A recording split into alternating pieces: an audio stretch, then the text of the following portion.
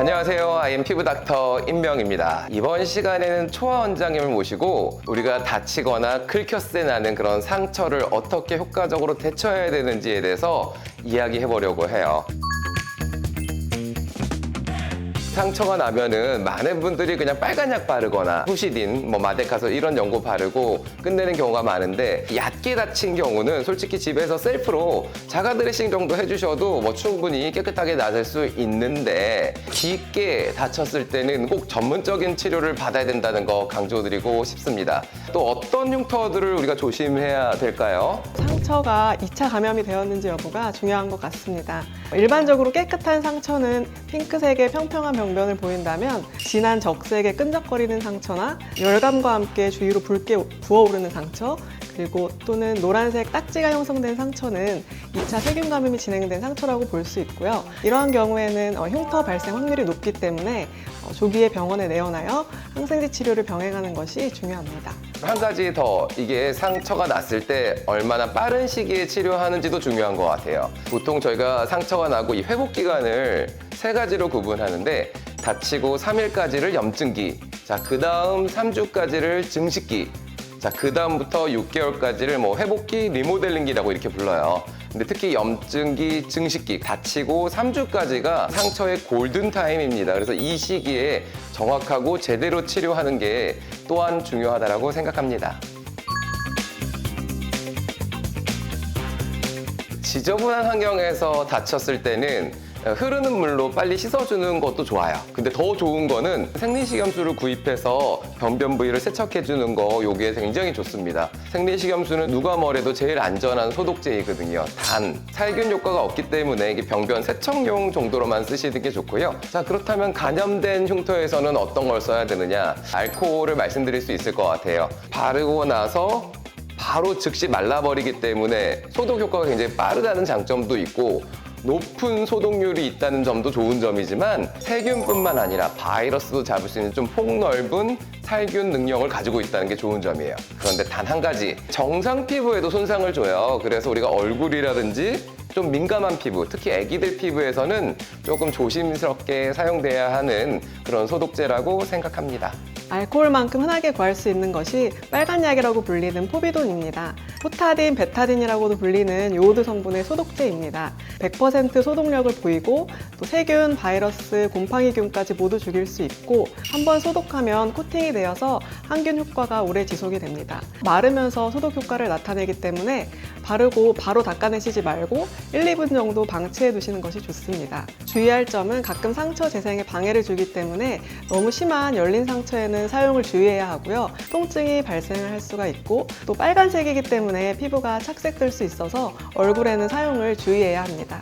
자, 그러면은 우리가 흔히 쓰는 알코올이라든지 포비돈을 얼굴 같은 데나 아니면 좀 민감한 피부에 조심해야 된다라고 우리 서로 얘기했는데, 그렇다면은 이런 피부에는 어떤 소독제를 써야 될까요? 개인적으로 가장 추천드리는 소독제가 클로로헥시딘 성분입니다. 포타딘처럼 100% 소독력에 광범위한 살균 능력을 가지고 있고, 또 각질층에 오래 머무르기 때문에 살균 효과가 오래 지속됩니다.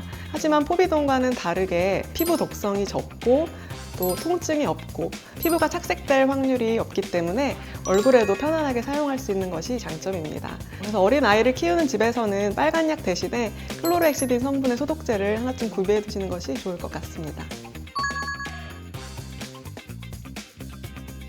다음은 붙이는 패치에 대해서 이야기해 보려고 해요. 피부과 전문의들이 상처 드레싱에 가장 많이 사용하는 방법이 ODT라고 부르는 피부 밀봉 요법입니다. 피부를 외부 자극으로부터 보호해주기도 하고, 또 적절한 수분 환경을 조성해 주어서 상처 재생과 흉터 예방에 큰 역할을 합니다. 수분 밴드를 이용한 밀봉 요법, 정말 중요합니다. 자, 그러면 이 2가지 제형 중에서 먼저 듀오돔으로 유명한 하이드로콜로이드 제품에 대해서 먼저 이야기를 해볼게요. 바깥면은 폴리우레탄으로 구성되어 있어 매끈매끈하면서 방수 효과가 있다는 장점이 있어요. 안쪽 같은 경우는 보통 끈적끈적한 이런 젤라틴 성분에 친수성 물질들이 코팅이 돼 있습니다. 요거를 이제 병변 부위에 딱 붙여주게 되면은 건조해지면서 병변이 악화되는 거를 좀 막아주기도 한다는 장점이 있어요. 근데 이거를 이제 계속 붙이다 보면은 지금 사진에서처럼 이렇게 뭔가 진물 같은 게 차 있는 듯한 그러한 모습이 보여지거든요. 그럴 때 많은 환자분들이 염증이 심해진 거 아니에요? 세균 감염이 된 거 아니에요? 이렇게 얘기하는 분들이 있는데 이거는 아주 촉촉한 습윤 환경이 잘 조성되고 있다는 뜻이니까 오해 안 하셔도 좋습니다. 다만 이런 진물들이 이 밴드 밖으로 삐져나올 때는 2차 감염 위험성이 있기 때문에 그때는 드레싱을 교체해 주셔야 됩니다. 모서리가 잘 고정이 안 되고 들뜨는 공간이 생기면 드레싱 효과가 많이 떨어지기 때문에 모든 면이 잘 부착이 되어 있는 것이 중요합니다. 그래서 그 상처 크기보다는 1cm 정도 크게 부착을 해주시고 테두리를 둥글게 잘라주시면 말려 들어가는 롤링을 방지할 수 있고요. 부착 후에 손으로 1분 정도 온기를 가해주면 더욱 단단히 잘 고정이 되니까 참고하시면 좋겠습니다. 그런데 이런 패치들이 좀 문제가 되는 게 뭐냐면은 붙인 부위로 자극이 잘 생겨요. 그래서 많이 좀 불편해 하시는 분들이 많은데 모든 붙이는 패치에 자극이 되는 걸 수도 있지만 특정 브랜드의 자극이 되는 걸 수도 있어서 일단 자극이 됐을 때는 다른 제품을 써보는 것도 추천드립니다. 그리고 정말 중요한 한 가지, 통풍이 그렇게 완전치가 않거든요. 그래서 2차 감염이 의심되는 병변에 썼다가 오히려 더 심해지는 경우도 있으니까 조심해야 되고요. 또 진물이 많을 경우는 오히려 병변을 더 심하게 할 수 있어요. 이러한 병변에서도 항상 주의해서 사용해야 합니다.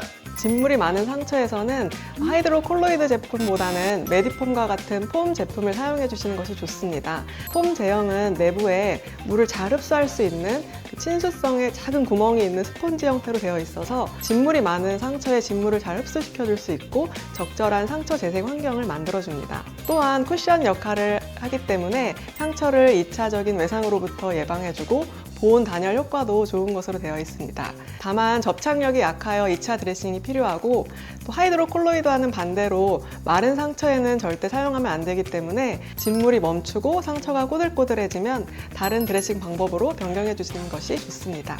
이번 시간에는 임초아 원장님과 함께 상처 대처법에 대해서 알아보았습니다. 아주 작은 상처라도 가까운 병원 가셔서 전문적으로 좀 치료받으시는 게 좋겠지만 만약에 병원을 갈 상황이 안 된다면은 오늘 저희 영상 참고하셔서 효과적으로 상처 치료해 보기를 추천드립니다. 이상 IM 피부닥터였습니다.